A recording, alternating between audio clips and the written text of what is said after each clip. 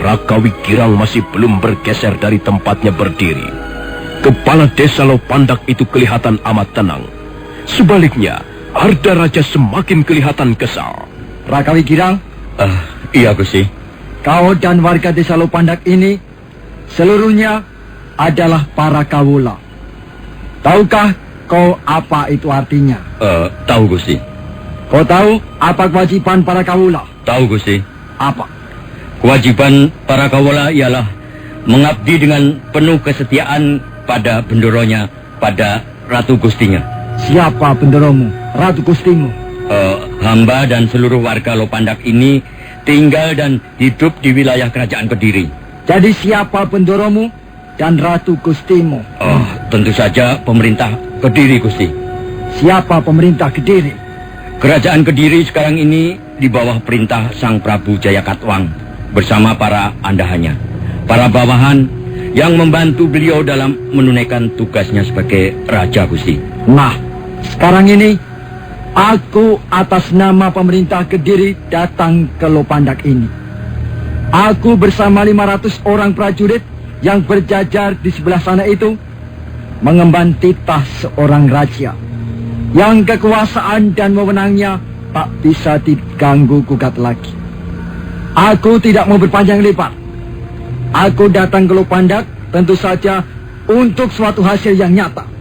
Aku tidak mau kembali ke istana dengan tangan hampa. Rakawi Girang. Iya, Gusti. Kau bisa berbuat jasa pada pemerintah Kediri, tapi bisa juga kau membuat kerugian yang besar. Dan aku akan bertindak tegas. Tegas dan adil. Kau akan kuberi hadiah, dan desa Lopandak ini akan dijadikan contoh bagi desa-desa yang lain kalau kau bersedia membantu aku. Tentu saja kami semua akan membantu Gusti Arda Raja. Bukankah sudah hamba katakan bahwa tugas kawula adalah mengabdi pada Ratu Gustinya? Bagus. Sekarang akui saja bahwa desa Lopandak yang kau pimpin ini telah menjalin hubungan rahasia dengan Sanggrama Wijaya. Kau tidak usah takut, Rakawi Girang. Jelas aku akan mengampuni kesalahanmu kalau memang kau berbalik mendukung pemerintah Kediri. Aku juga tidak akan mempersoalkan kematian Jaran Bangkal, anak buahku. Selanjutnya, aku hanya akan berurusan dengan Sanggrama Wijaya dan kaki tangannya dan Majapahitnya. Bagaimana, Rakawi Girang? Jadi hamba tidak mempunyai pilihan lain? Kau hanya mempunyai dua pilihan. Membantu kami atau menyokong Sanggrama Wijaya. Hamba juga warga desa Lopandak yang lain. Tidak mempunyai hubungan apa-apa dengan Gusti Sanggrama Wijaya. Dusta. Kalau Gusti Pangeran tidak percaya, kami pun tidak bisa berbuat apa-apa. Rakawi Girang. Iya, Gusti. Kau tahu apa yang ku genggam ini? Kalau tidak salah, itu sebuah keris, Gusti. Coba tunjukkan padaku di mana letak jantung. Di sini, Gusti.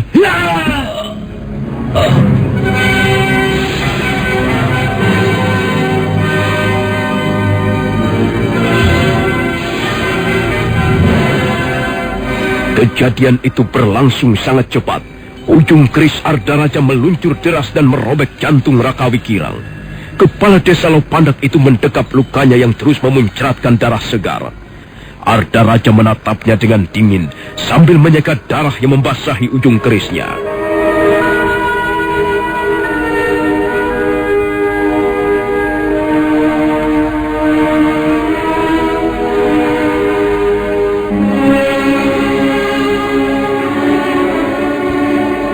Tubuh Rakawi Girang tersungkur ke atas rumput. Setelah mengejat beberapa kali, dia lalu diam, tak bergerak-gerak lagi. Warga desa Lopandak memandang dengan rasa iba bercampur amarah yang meluap-luap. Tiba-tiba dari kerumunan orang-orang itu, Gagak Sali meronta-ronta dalam dekapan Rana Dikara. Tidak, Paman. Tidak. Mereka kejam sekali. Mereka sudah membunuh Ki Lurah. Tahan, Gagak Sali. Tahan. Tidak.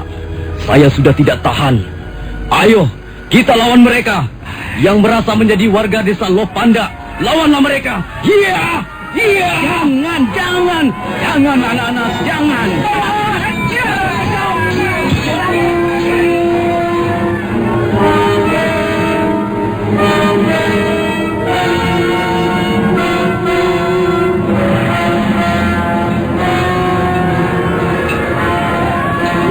desa Lopandak bagaikan kesetanan. Mereka menyerbu dengan sengit. Sebagian yang bisa merebut senjata prajurit Kediri langsung menggunakannya untuk membabat prajurit-prajurit yang lain.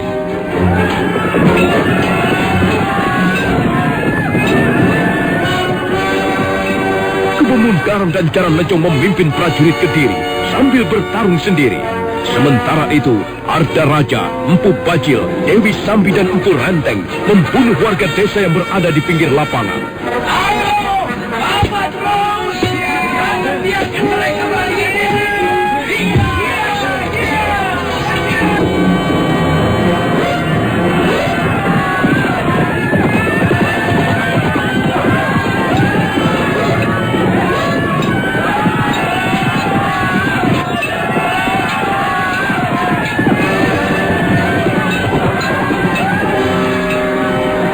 Perlawanan yang diberikan warga desa Lopandak nampaknya tak banyak artinya.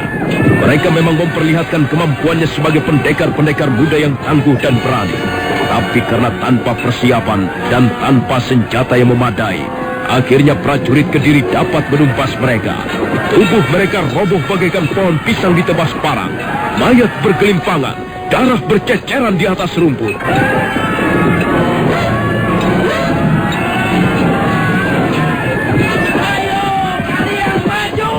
Habiskan mereka semua. Iya.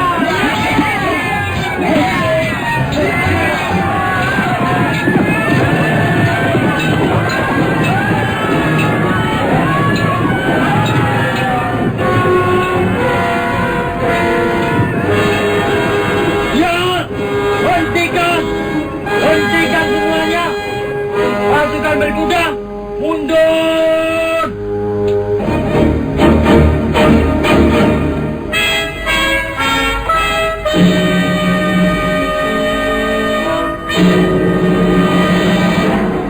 Lapangan rumput di depan rumah kepala desa Lopandak menjadi sepi kembali.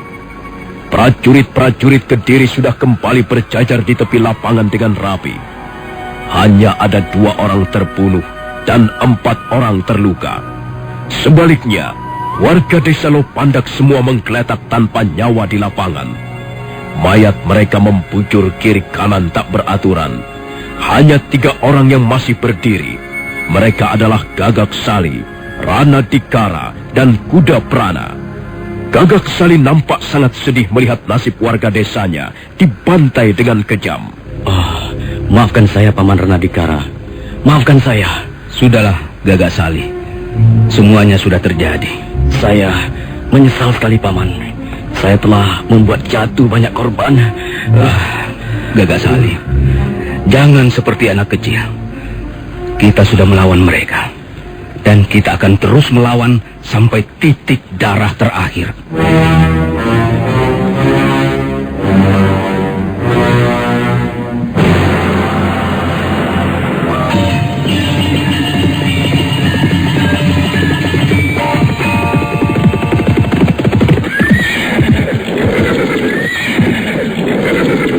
Bagaimana selanjutnya, Gusti? Mereka sudah bisa kita tumpas. Hanya tinggal 3 orang saja yang masih hidup. Dan mereka bertiga aku serahkan pada Paman Bajil, Dewi Sambi, dan Paman Renteng. Baik, Gusti. Biar kami yang menyelesaikan 3 warga Lopandak itu. Sebaiknya Gusti Arda Raja mengurusi yang lain. Jaran Lejong? Iya, Gusti. Bawalah 100 prajurit untuk menggeledah seluruh rumah yang ada di Lopandak ini. Aku curiga masih ada beberapa orang yang tinggal bersembunyi. Sementara itu, sisa prajurit yang ada akan kubawa untuk melihat-lihat daerah sekitar Lopandak. Paman Gebo Mundarang, biarlah ikut bersamaku. Baik, Gusti.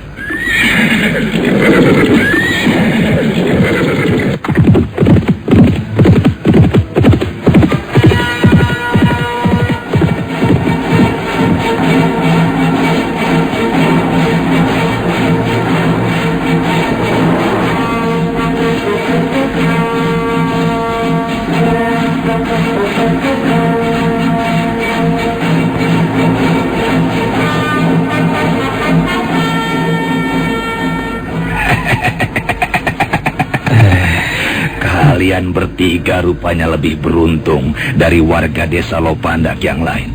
Lihat, Teman-teman kalian sudah binasa di tangan prajurit-prajurit Kediri. Aku tidak tahu siapa yang akan menguburkan mayat sebanyak ini.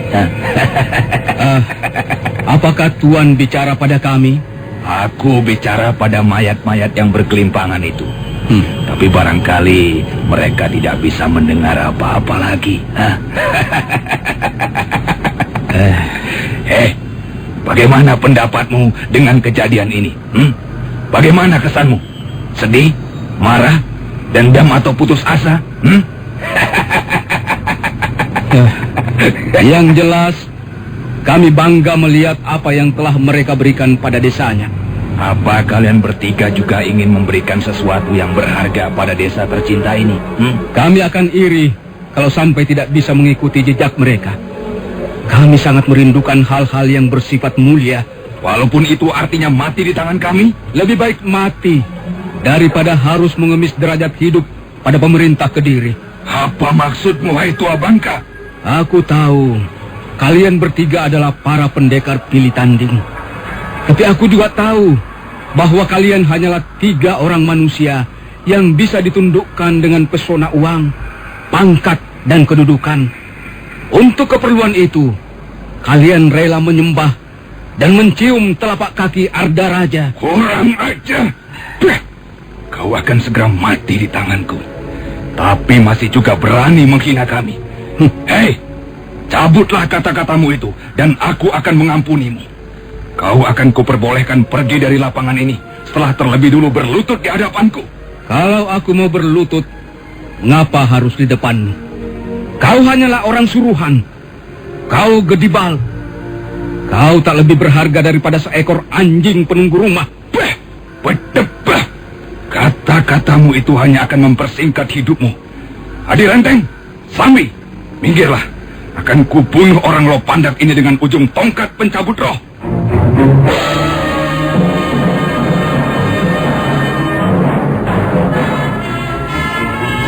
Melihat Empu Bajil sudah mempersiapkan tongkat andalannya, Rana Dikara buru-buru melompat ke arah seorang prajurit Kediri yang tergeletak di sampingnya. Dia mencabut pedang prajurit itu, kemudian menunggu serangan. Kau tidak usah buru-buru mengambil senjata yang mungkin kau perlukan untuk menangkis seranganku. Aku akan memberimu waktu yang cukup untuk menikmati sisa-sisa hidupmu. Aku sudah siap. Kalau begitu, bagus, bagus. Haikah! Ya!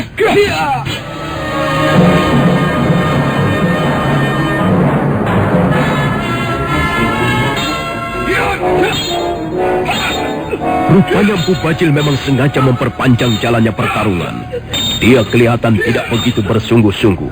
Namun begitu, Rana Dikara sudah kerepotan menghindari sambaran tongkat pencabut roh. Dewi Sambi yang melihat jalannya pertempuran itu menjadi kesal. Kenapa orang seperti itu masih kau biarkan bermain lompat-lompatan? Kalau kau bosan melihatnya, akan kusudahi pertarungan ini, Sambi. Haikah! Mampus kau tua bangka.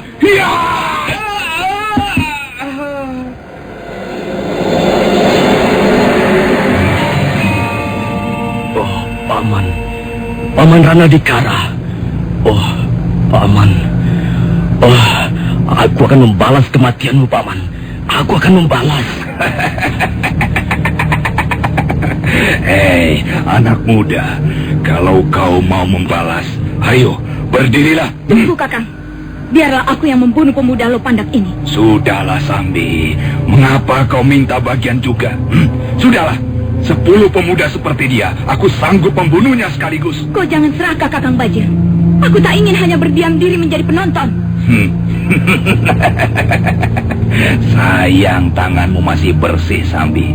Biar mereka berdua kubereskan semuanya. Kau harus bersikap adil, Kakang. Kukira pemuda ini cukup nyaman untuk melatih aji tapak risaku. Kalau begitu kemauanmu, ya, silakan. Silakan ambil bagianmu, Sambi. Nah, begitu lebih adil, Kakang. Hei, pemuda, apa kau juga akan memberikan perlawanan pada kami? Seperti teman-temanmu itu? Kalian sudah membunuh banyak orang di desa kami. Bahkan kalian sudah menyiksa istriku dan hampir saja mencederai anakku. Itu karena salah kalian sendiri. Mengapa kalian tak mau memberi keterangan pada Gusti Arda Raja? Mengapa kalian malah menentang dan melawan kami? Aku tak sudi membantu kalian. Kau akan segera menyusul teman-temanmu.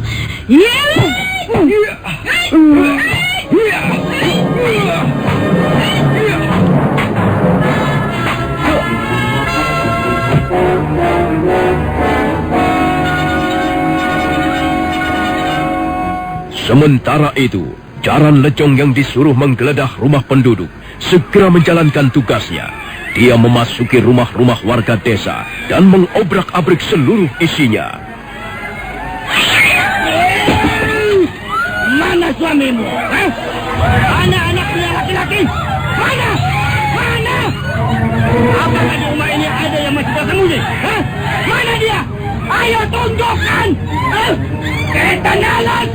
Akan kubongkar rumah ini!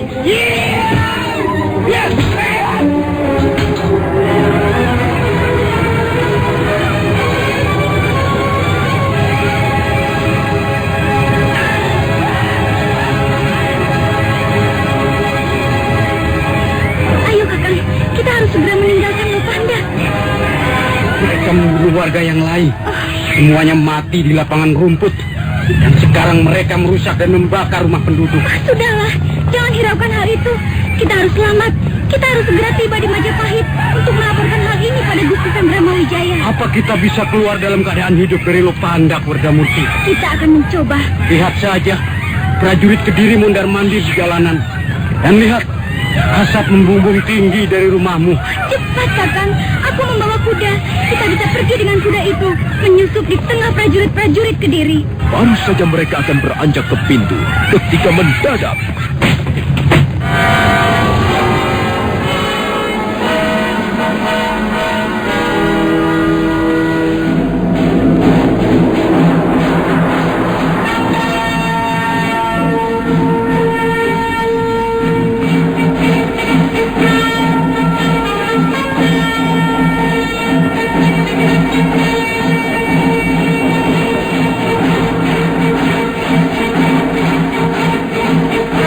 Linggapati dan Wardamurti terperangah sesaat.